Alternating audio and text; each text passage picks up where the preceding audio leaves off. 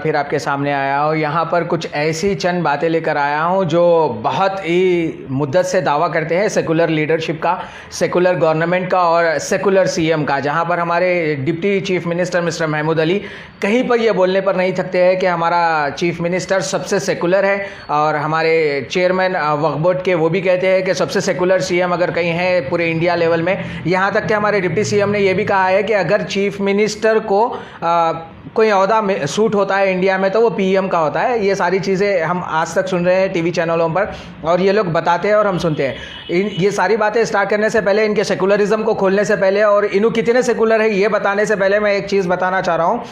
लोहा, मजबूत से मजबूत लोहा यहाँ पर टूट जाता है जब कई झूठे इकट्ठा हो तो सच्चा टूट जाता है। उसी लेवल में कई झूठे मिलके एक तेलंगाना की गवर्नमेंट चला रहे हैं। झूठे हैं, उसके अंदर शराबी है, रेपिस्ट है, कई लड़कियों के रेप करने वाले हैं। जब किसी के हाथ में जो जैसे बोलते हैं बड़े लोग नहीं देख के देखने वाला कुछ भी करता है, वैसे ही इनके पास कुछ नहीं था, आज देख रहे हैं तो ये संभाल नहीं पा रहे हैं, चाहे वो पैसा हो या इज्जत हो या फिर ओहदा हो।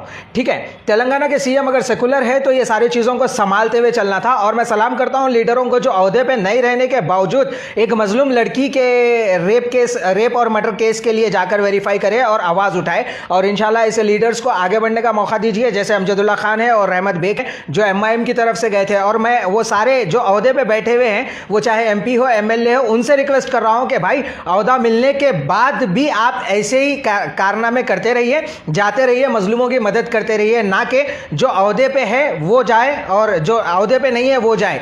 ठीक है, मैं एक सवाल तेलंगाना गवर्नमेंट से, तेलंगाना पुलिस से और तेलंगाना अपने आप को सेकुलर कहने वाली पार्टियों से कह रहा हूं कि भाई दिशा मर्डर केस में जिस तरीके से एनकाउंटर एज अप हुआ, वो कमिश्नर साहब से भी ये कहना चाह रहा हूं कि भाई वो मजबूर थे या फिर वो ऑटो ड्राइवर या फिर ट्रक ड्राइवर थे, इस वजह से उनका एनकाउंटर हो गया। क्या अगर कोई टीआरएस पार्टी का मेंबर ये हरकत करता है तो उसका एनकाउंटर नहीं होगा?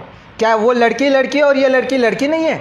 तो ये सारे अगर आप सेकुलर है तो आप इसके ऊपर भी आवाज़ उठाइए, लड़की को इंसाफ दिलाइए। सारे लीडरों से रिक्वेस्ट कर रहा हूँ, जो ओहदे पे है और जो ओहदे पे नहीं है, उन सारों से। और जो इसके ऊपर मेहनत कर रहे हैं उनको सलाम करता हूँ। इंशाल्लाह जो है ना, आगे हम भी इस मसले पर मेहनत करेंगे और करते रहेंगे।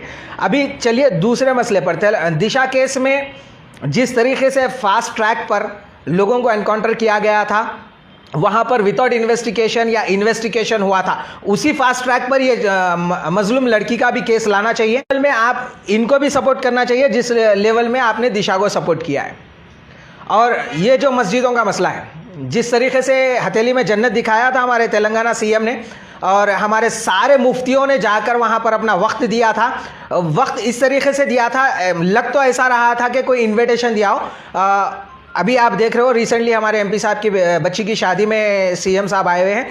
तो मैं जहाँ तक सोचता हूँ वो मस्जिदों के लिए गए थे या फिर वो इनविटेशन के लिए गए थे, थोड़ा कंफ्यूज हूँ, पता नहीं, पर मस्जिदों का इंसाफ होगा। जैसे सीएम ने कहा है, सेकुलर सीएम जिसको हमेशा डिप्टी सीएम कहते हैं कि सीएम नहीं पीएम बनना था, वो बहुत सेकुलर है। तो वो सीएम साहब से ये पूछना चाह रहा हूँ, मस्जिद आप कबूल कर लिए कि मस्जिद टूटी है और आपने तोड़ा है, तो वो मस्जिद, मैं हमेशा ये कह रहा हूँ कि वो मस्जिद की जगह पर मस्जिद आप जब तामीर करना है तब तामीर करिए, पर वो ग्राउंड को क्लियर करिए और वहाँ पर नमाज पढ़ने का परमिशन दीजिए, अपनी सिक्योरिटी हटाइए। जब आप कबूल कर ले हो कि आप गुनाहगार हैं, आपने मस्जिद को तोड़ा है, तो वो मस्जिद की जगह पर नमाज होना ज़रूरी है। और वो कुरान और वो जितने भी जानिमाज आपने जहाँ कहीं भी रखा हुआ है उसका जो भी डिक्लेरेशन है दे दीजिए और नमाज की वहाँ पर पाबंदी करना शुरू करिए।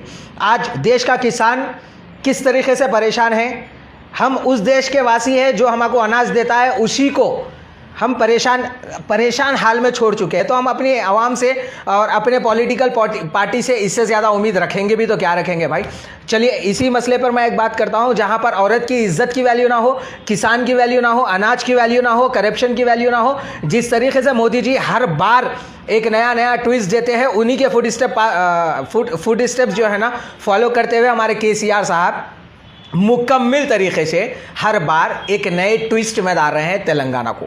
कभी मस्जिद का इशू, कभी रिजर्वेशन, कभी मुसलमानों के लिए, कभी हिंदुओं के लिए, कभी निज़ाम के लिए, कभी नरसिम्हा राव के लिए, कभी उनकी बेटी के लिए, तो कभी कोई कायद के लिए। तो इनको कौन सिखा रहा है ये तो पता नहीं, पर इनको जो भी सिखा रहा है वो मोदी के बहुत करीब है और इनको वही रास्ता बता रहा है। और वो अपने ये रास्ते पर चलते हुए अपना कैरियर, अपना जो भी आगे टीआरएस पार्टी को आगे बढ़ाने का जो भी मसला है वो ख़त्म कर रहे हैं। TRS party public selected party है, तो पब्लिक के लिए सबसे पहले टरना चाहिए, ना कि अपने वर्कर्स के लिए। अभी ये मधु यादव जो है टीआरएस का कोई वर्कर है जो एक नाबालिग बच्ची के साथ रेप और उसका मर्डर किया है, तो इस मसले में ज़्यादा से ज़्यादा कॉन्सेंट्रेट करना चाहिए और इस मसले में जल्द से जल्द सज़ा होनी चाहिए, सज़ाए मौत देनी चाहिए उस बंदे को, तभी जाकर कुछ हो सकता है।